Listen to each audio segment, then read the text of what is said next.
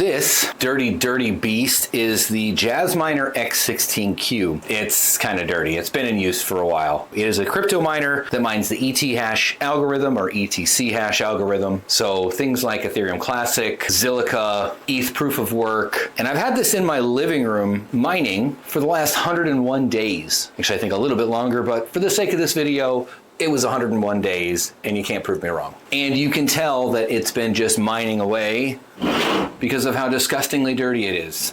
Wow. Like, ew.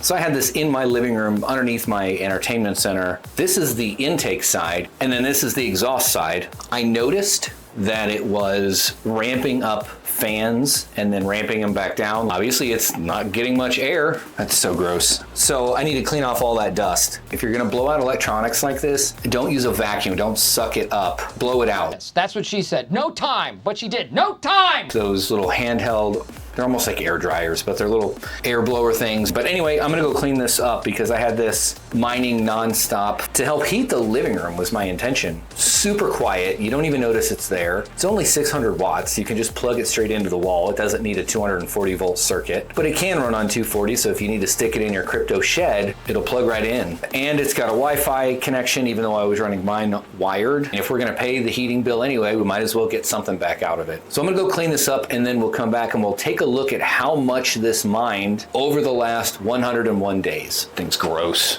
Maybe I should just light it on fire. 2 hours later. All right, I got it cleaned up and dust free. So now we can put it back up there mining again to help heat the house. That's what I really like about some of these smaller home miners is they don't use a lot of power. A lot of them don't produce a lot of yields. This one on the other hand is pretty good. It's 1.95 gigahash at 600 and something watts, 630 watts, I think. But at the same time, this guy doesn't spit out a whole lot of heat like a big boy ASIC would at 2,000, 3,000 watts or more. If you're interested in picking up one of these machines, I'll leave a link down in the description and a promo code that I think I've got for it as well. Save you a little bit of money. But let's dive in and see how much I've mined over the last 101 days. So I turned this off a couple of hours ago to get it down here and get it ready for a video and stuff. But it's pretty much been nonstop except for when the power went out or the internet went out. Or I have this on 2 miners. You can see I've mined 90 ETHW and I've had this on ETHW the whole time that I've been paid out, and then 6.5 or so left in the unpaid balance that I've got to finish. So the last 24 hours earned 0.8 ETHW, and you can see 1 to 0.9 ETHW mined per day is about what I'm averaging. Hashrate.no, and it shows right now,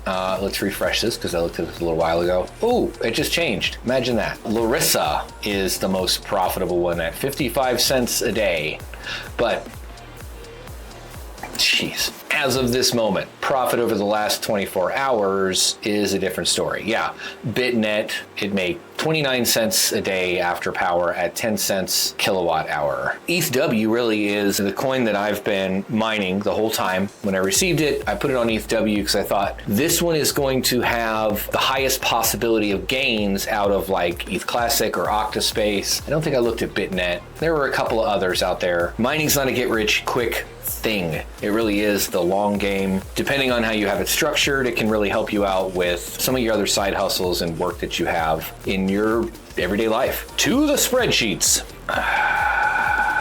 Did a little spreadsheet wizardry here. Some of the different coins that are available that this machine can mine at the current rate, expected yield per day. So for this one, it hasn't really changed much the entire time I've been using it over the last 3 months or so. Yield is based on network difficulty and hash rate on that coins or that crypto's network. So the yield per day, and then I did another field here that's over 101 days. And then today's value roughly earlier today per coin, and the bag value if I'd have mined it the entire time. So as you saw, I made about 160 bucks over the last 3 months while simultaneously heating my house. If all of these values stayed the same, considering yield per day, yield over that time frame, and in today's value, Larissa would have been the biggest loser, and Etika, EGAZ, is that Etika? Yeah.